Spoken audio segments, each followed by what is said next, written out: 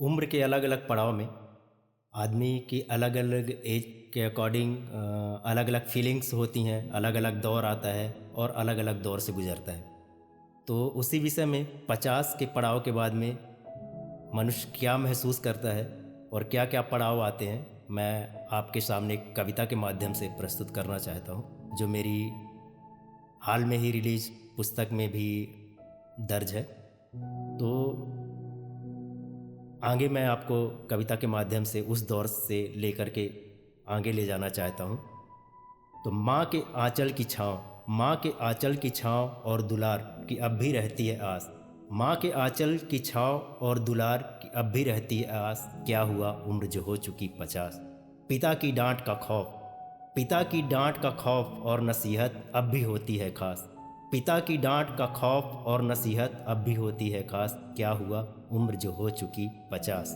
बच्चे कहते हैं बाल छोटे मत करो। बच्चे कहते हैं बाल छोटे मत करो, कमीज पैंट के अंदर करो। बच्चे कहते हैं बाल छोटे मत करो, कमीज पैंट के अंदर करो। खूब देते हैं सलाह जब मौके होते हैं खास। क्या हुआ उम्र जो हो चुकी 50। त्योहार आते ही भाई बहन की मौजूदगी को आंखें करती हैं अब भी तलाश। त्योहार आते ही घर में भाई बहन की मौजूदगी को आंखें करती हैं अब भी तलाश। क्या हुआ उम्र जो हो चुकी 50। बाहर जब भी जाऊं पत्नी बहुत घबराती है। बाहर जब भी जाऊं पत्नी बहुत घबराती है, माथे तिलक लगाती है। बाहर जब भी जाऊं पत्नी बहुत घबराती है, सांसें थम आती हैं और माथे तिलक लगाती है। और कभी कभी तो करती है कटाक्ष, और कभी कभी तो करती है कटाक्ष, दूसरी मत लेना तलाश। क्या हुआ उम्र जो हो चुकी 50।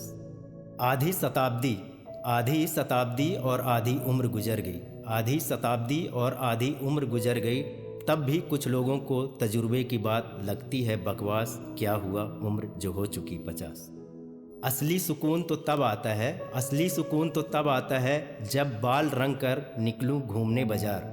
असली सुकून तो तब आता है जब बाल रंग कर निकलूं घूमने बाजार। और साली कहती है जीजू लगते नहीं 50। क्या हुआ उम्र जो हो चुकी 50।